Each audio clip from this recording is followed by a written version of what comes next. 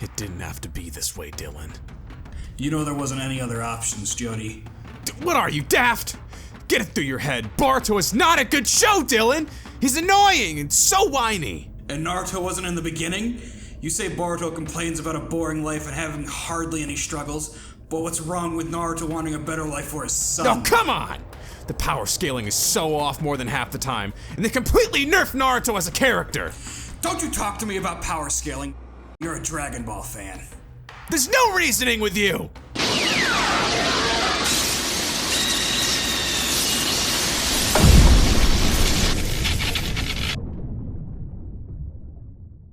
Yeah, you like that? Like that? No, Jody's. Yes, who doesn't love Naruto? Boruto, on the other hand, is a whole different story, but we're not talking about that right now. Growing up, I loved two things: food and anime. And oh boy, was the late 90s and early 2000s getting saturated with anime in the West.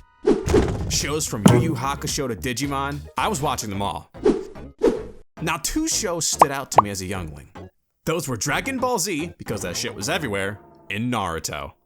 Who would have thought putting a guy in an orange costume and giving him blonde hair would garner fans? While Dragon Ball stands on its own, Naruto was there with the big three, standing alongside Bleach and One Piece, ushering in the new generation to shonen anime.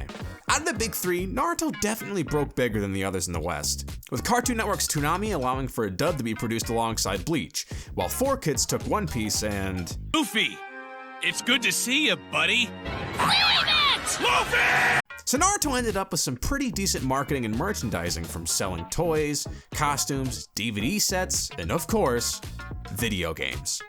Naruto games were probably just as plentiful as Dragon Ball Z ones, from the Game Boy Advance and Nintendo DS with Naruto Ninja Council to the PlayStation 2's Naruto Ultimate Ninja series. But we're not talking about those games. No. We're talking about the games that were said to rival the Ninja Storm series.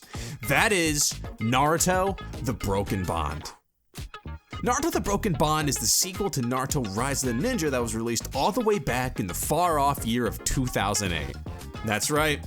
To all the 90s babies out there, that was 16 years ago. Our 30s are coming. The game was developed and published by Ubisoft and Ubisoft Montreal, back before they found their niche of making bad games when not working on Assassin's Creed.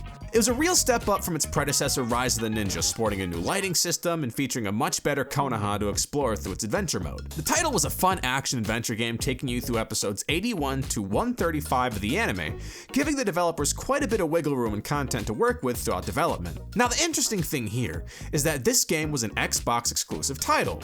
You see, at the time, PlayStation had exclusive rights to the Ninja Storm series. Granted, there being only one at the time, Bandai only decided that with its sequel, Ultimate Ninja Storm 2, that the series would become multi-platform. So owners of the Xbox 360 had to get their own Naruto fix through Rise of the Ninja and The Broken Bond. So let's whip out the old Xbox 360, pop this sucker in, and get ready to take a stroll down memory lane.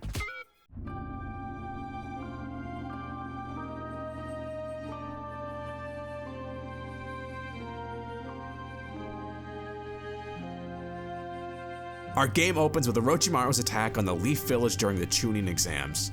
Whilst this onslaught happens, one man stands before him, the third Hokage. The two take time to reminisce on their time as sensei and student before a fateful showdown begins. The two are sealed within a barrier courtesy of the Four Flames Formation Jutsu, making this grudge match all the more intimate. The battle between these two works as a tutorial, showing the player how to jump, use horizontal and vertical attacks, block, and most importantly, use your jutsu. Orochimaru in the middle of the fight uses a reanimation jutsu, bringing back the first and second Hokage. The third is left with no other choice but to do battle with them as well as Orochimaru. In an attempt to finish things then and there, the third Hokage uses the Reaper Death Seal jutsu to end Orochimaru's life at the cost of his own. However, due to him lacking the strength to remove Orochimaru's entire soul, he only manages to take Orochimaru's arms, making them useless. As the third falls to the ground, Orochimaru's barrier does the same as he makes his escape. The village was saved, but at a cost. We cut to a somber moment whilst taking control of Naruto as he and the rest of the village's shinobi attend the funeral of their beloved Hokage. They all take some time to grieve for the village's loss. Sometime later, we take control of Naruto once more, this time with Sakura and Sasuke in our party as we're now given the option to walk around and do missions. The missions vary, but I usually go to this location and defeat said individual and solve a few environmental puzzles along the way. This rewards Naruto with XP and allows you to level up his health, chakra, strength, and jutsu, really showing off the RPG take on the Naruto story. We now enter the Search for Tsunade arc, where Naruto aids Jiraiya in the search for a healer named Tsunade. Making their way through a small town and doing a few quests to aid locals, Naruto and Jiraiya take a rest at a local inn. While waiting for Jiraiya to return, Naruto hears a knock at the door. Expecting it to be Jiraiya returning, he's instead face to face with two men, and with one bearing the Uchiha's red eyes and a black cloak. This is all happening as back at the village, Sasuke overhears talks of a man named Itachi Uchiha spotted around town, and is after Naruto.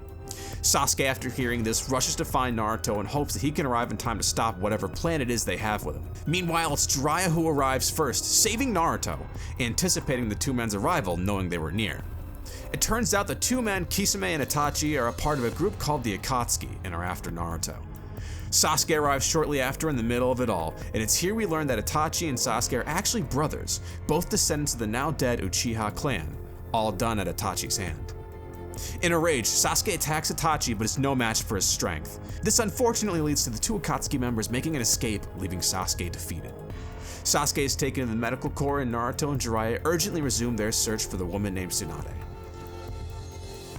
Arriving in Tanzaku town, the two split up to gather more information about Tsunade's whereabouts, and after gathering what they can, the two take a break, with Jiraiya intending on teaching Naruto a new technique called the Rasengan. Naruto then dedicates all of his free time while searching for Tsunade to learning this technique, going step after step, slowly learning all of the intricate details of mastering this jutsu. However, on one of the days of practice, a woman arrives asking Naruto who he's learned the Rasengan from. The two are cut off by Jiraiya's arrival, revealing that this woman is the healer ninja Tsunade they're after, and they aren't just looking for a healer, they're looking for a new Hokage. Tsunade refuses the offer, rushing off in a hurry, leaving Jiraiya with a bad feeling about the whole situation. We then cut to Tsunade, who is visited by Orochimaru. Orochimaru gives Tsunade an offer: heal his arms, and he will bring back her beloved brother and lover back from the dead. Tsunade refuses, stating that she would never help him after all he's done. Jiraiya and Naruto arrive, and the three do battle, with Jiraiya and Tsunade versus Orochimaru, while Naruto takes care of Orochimaru's right-hand man, Kabuto.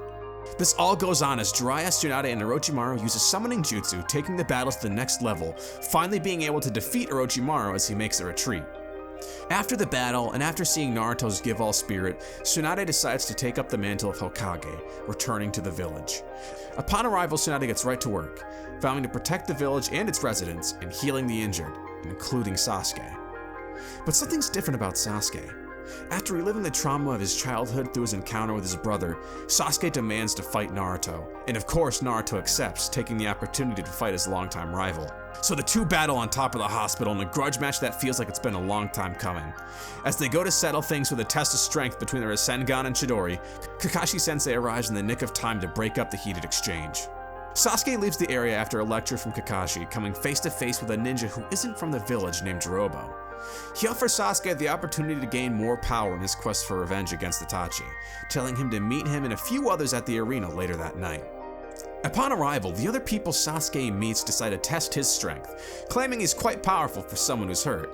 Impressed, they give Sasuke the offer to come and learn from Orochimaru, harness the power of the curse mark on his neck, and gain all the power he needs. Sasuke makes his decision. He'll go with them. Later that night, he meets with Orochimaru's men in the forest and leaves the village. Later that next day, Naruto is called into the Hokage's office. It's here he's told that Sasuke has left the village to join Orochimaru. Naruto in disbelief heads out with Shikamaru, Neji, Choji, and Kiba, with one goal in mind: bring back Sasuke Uchiha. As the group goes rushing to find Sasuke, they come across Jirobo, who's got Neji and Kiba. In an attempt to not slow the group down, Choji stays behind, allowing the group to push forward. One by one, member by member, the group splits off, setting Naruto alone to be the one who catches up with Sasuke. Finally arriving to where Sasuke is, Naruto comes face to face with a man named Kimimaro. It's here Naruto learns of Orochimaru's true plan: use Sasuke's body as a vessel for his now perfected immortality jutsu. But Naruto isn't going to stand for this. The two fight until all of a sudden the lid sealing off Sasuke bursts open. Emerging from a black cloud of smoke is Sasuke, who runs off, leaving Naruto and Kimimaro to fight. However, just as things are looking grim for Naruto, Rock Lee shows up ready to give him a helping hand. Ordering Naruto to run off and catch up to Sasuke, that's exactly what Naruto does, thanking Lee as he rushes off. Naruto's finally done it. He's caught up to Sasuke, who's no longer running. Sasuke rejects the Leaf Village and his friendship with Naruto, claiming they made him weak, and all that matters to him now is achieving his goal of avenging his clan and killing his brother Itachi. Naruto exclaims that he can't let Sasuke throw his life away by going to Orochimaru, that he'll never come back from a place like that. Left with no other choice, the two do battle. It's here we learn that Sasuke in fact is trying to kill Naruto so he can gain the power of the Mangekyo Sharingan told to him by his brother. The two transform, ready to give the final stretch of their battle everything they have. Two ninja throwing it all on the line. They clash once again, the Rasengan versus the Chidori. A huge purple orb forms around them as they clash, followed by a giant explosion. As the smoke clears, Sasuke is the only one standing. Sasuke vows to defeat Itachi, but he won't be like him as he walks away. Kakashi arrives, but it's too late to help. He picks up Naruto, carrying him back to the village. It's all he can do now. At the hospital, tending to his wounds, Naruto lays in bed after his cruel defeat. Jiraiya arrives, telling Naruto that he'll be training for at least 3 years, as they've found out the Akatsuki will be gunning for him then. So Naruto vows to get stronger, and in 3 years return and bring back Sasuke. Well everyone, that was Naruto the Broken Bond, a personal favorite Naruto game of mine. Despite being an Xbox 360 exclusive, The Broken Bond cemented itself as a cult favorite for Naruto fans. It was praised for its ambition and respect for the source material, which inspired future Naruto games to blend storytelling and gameplay in meaningful ways. Sure, some platforming and cutscenes can look a little jank, but this game, if anything, was innovative. I desperately wish we got a ship-it-in style game like this because I love the combat and inputting the commands for the jutsu. Looking back, Naruto the Broken Bond stands as a shining example of how to adapt an anime into an engaging and faithful video game. Its blend of cinematic storytelling, dynamic combat, and open-world exploration captures the heart of Naruto's journey while offering players a variety of gameplay experiences. While it may be hindered by its exclusivity to the Xbox 360 and some repetitive tasks, the game's strengths far outweigh its flaws. For Naruto fans and action-adventure enthusiasts alike, The Broken Bond is a memorable and worthwhile experience that still holds up as one of the best Naruto games to date. That's all for now. Thanks for watching.